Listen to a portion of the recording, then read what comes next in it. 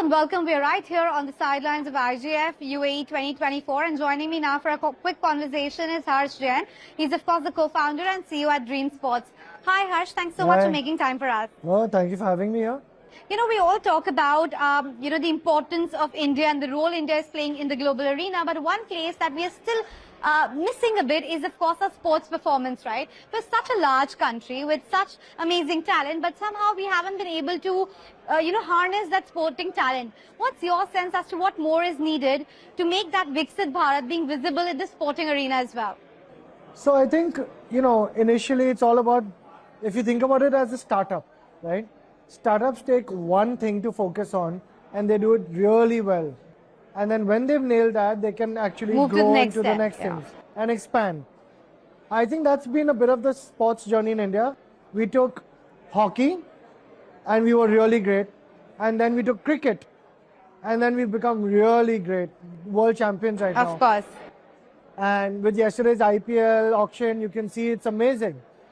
I think now the time is coming where you can see the spark of greatness in many other fields. From a Neeraj Chopra to in javelin to boxing and kabaddi and whatnot. And shooting and athletics as well, which I thought actually India's had taken massive leaps and bounds ahead.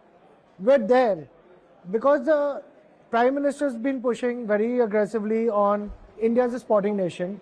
So when it comes from our Honorable PM, it sets a standard. And then you have the top scheme by the government, which is doing a phenomenal job of having our elite athletes perform at the Olympics. You have Khelo India at the grassroots level, pushing India forward. And you have huge conglomerates like Reliance and Jindal doing an amazing job with OGQ, with Lakshya, with so many.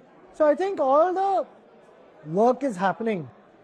You will see the results in the next 10 years. So I'm hoping that by 2036, if we get a chance to host the Olympics in India, not even 2047, but 2036, I think you'll see a much more diverse, accomplished India at the Olympics. Fingers crossed for that one, because as you said, the ingredients are in place and you yourself are playing a large role in that, at least in terms of creating more literacy around it. We have seen a lot from Dream Sports so far, but what more can we expect from you? So what we've done is that we had Dream 11 and we had some success with that. And then we went into sports content with Fan Code and sports commerce with FC Shop. We went into sports engagement with Sixer. We have a AAA mobile cricket game with Dream Cricket. We have sports travel and experiences, so people can travel to watch matches with Dream Set Go. And we have a foundation which takes care of thousands of athletes in India to try to win India more Olympic medals and work on, more importantly, the grassroots sports development in India. So I think that's good. That's plenty for us to, have our hands full with. We just want to do a better job with each one of them and keep growing them. Yeah, clearly you have your, kind of plate full with the kind of work that you have at your hand. But you've, of course, been doing a lot in India. Are you looking at global expansion, or for now you're going to focus on India itself, as you said? The whole world is looking at India. That's true. I mean, India is literally going to be the third largest GDP in the next 5 years. We're going to triple our per capita GDP in the next 10 odd years. If you're an Indian today, you have the greatest competitive advantage on the planet to build domestically in a market which can be potentially larger than expanding internationally. Now, if you're in Dubai, for example, you have a domestic market which is limited in size. Yeah, because of demographics. Yes. India we're going to get 300, 400 million new disposable income. Use cases, in that sense. People into a disposable income in the next 10 years. As an Indian, I don't think there'll be any other place in the world we'll focus on, because the growth rate, your understanding of India, the fact that you're Indian, your national pride, the market, TAM, the total addressable market, is all available in India. So I don't see any reason to expand beyond India. I think that's the key word, right? TAM is just so high in India at the moment, you don't need to look anywhere else. But you know, you talked about broad basing the sports culture, and I ask you that because, yes, we have been a cricket crazy country. We bleed blue at that, right? But what about the other sports, you know, with your organization and the kind of work that you're doing, which are the other areas of, you know, importance and expertise that are coming up? So I think the other sports, there's sports coaching and training for athletes. But you need a virtuous cycle for sports to actually succeed. You need leagues to be created. You need top teams, which will get a lot of fans. The teams will invest in grassroots as well to get better teams and better athletes. And then you need commercialization of that fan base to actually grow the industry and then give back to sports leagues and teams as marketing. And that's happened in cricket very well. Yes. And so what we've done is that, for example, sports content. If you wanted to watch golf, tennis, F1, you know, kabaddi, like a lot of sports, you would really struggle in India. So we created Fan Code, where you can follow the diversity of sports and the depth of cricket. Both are missing in India to a large degree. We were all focused on the gold standard, which was BCCI men's cricket. Now women's cricket is growing, and IPL. We need a more sports diverse nation in terms of breadth and depth of cricket, but breadth in other sports. So Fan Code is doing that. Dream Set Go is getting people to travel around the world. You want a Wimbledon ticket, then you know you can trust Dream Set Go. I call you for that. Yes. But you need trust, right? Yeah, Imagine I know. There's so a way people out. who get a ticket, go to London, go to Wimbledon, reach the gates, and it's like, oh, it's fake. Yes. You need real tickets by licensed ticket holders and some trust in a brand that you can travel for sports. So I think that's what has been missing in India is a virtuous cycle development, which has happened in cricket. So now we have a playbook. Yeah. And we're going to take that to every other sport now.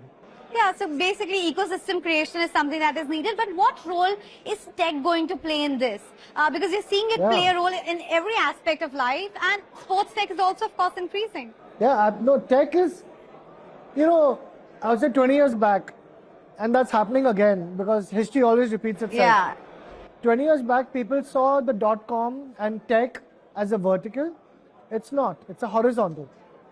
It touches everything from the mic that we're wearing right now to the setup, to sports athlete development, long-term athlete development, sports science, to team performance, to sports engagement with now analytics and everything. On the other day, I saw this phenomenal, like, picture-worthy moment. I didn't take a photo because I was so mesmerized looking at it. Okay. But just this, you know, imagine this scene. There was a homeless person in Mumbai on the road, and he was lying down on the floor, watching the IPL on his phone. I mean, surreal, huh? It's unbelievable, right? Yes. So it's just the picture speaks 1,000 words. What Jio has done, what Hotstar had done earlier, but Jio has made data so secular free, and democratized it for everyone. Yeah. And they've given access with a phone. You now have access to the entire planet and data that is very affordable, almost free. Yeah, I think the most affordable in the world. In the world. Yeah. And so what I see is that tech is a unifier, and it allows us to consume sports content, figure out sports analytics, help sports improve at the grassroots level, help athletes train better. Yeah, of course. With AI, athletes can now improve their, their technique, their posture, everything without a real coach. Yes. So I think tech plays a role in every part of sports that you can imagine. Yeah, it is playing a role across the board. But talk to me about gaming a bit more. Sure. Because, it's always been taken up with a bit of a negative connotation at that back home. But if you look at globally, it's a big sport. It's a big place to not only kind of entertain yourself, but make money as well. It's quite mainstream. Do you see India becoming a gaming nation as well? Do we have the potential? No, absolutely. India is already a gaming nation. We have 500 million people playing online games. We have over about 700 million people playing all kinds of games. and we are the world's second largest gaming nation, Oh, really? just behind China, poised to become the world's largest gaming nation in the next like 5 or 10 years. But we still account for 1% of the world's global gaming revenue. Oh, that's quite a stark difference. You're saying we're going to be the largest in terms of size, but revenue-wise we're 1%? Yes, because of the fact that we believe that now gaming companies are actually growing in terms of monetization. But I think the biggest need of the hour is regulation. And the government's already started working on it, and I'm very hopeful to see, the global best practices come in with regulations in India that can take gaming to the next level in terms of the industry building, so that we can really realize the Honorable PM's vision of making India a gaming superpower. The people are there, the users are there, but the businesses need to be built up. But I'm very confident with regulations coming in that can change. And hopefully sooner rather than later on those Okay. regulations, right? But just to wrap up the conversation, Harsh, talk to me about one of those big lessons perhaps that you have learned in your entrepreneurial journey, or you would want to pass on to those budding startup guys. Just tenacity. I think there's, you can have a great idea and bad timing. You can have an okay idea and good timing. You can have all the luck in the world, or you can have horrible luck. But the one thing that's irreplaceable is just the hard work and tenacity. If you're just in it and give it your all every day for a decade, good, smart people will figure something out. You'll keep changing, you'll keep adapting, but if you stick at it and don't give up, I think that can't be replaced. So any budding startup, I would say, don't jump into a sector because it's an opportunity or it's cool. Don't Like get into that FOMO of or it. it's quick commerce is like amazing, now let's jump into it. Or it's like, every new thing that comes along every now and then. Do something because you don't mind doing this for the next 10 years with or without success, and you will be at it regardless of everything else. I think that really defines the best ingredients for success. And I think you've been the epitome of it with the kind of tenacity you have shown in the sector, because it's gone through its own ups and downs at We've that. had a lot of ups and downs.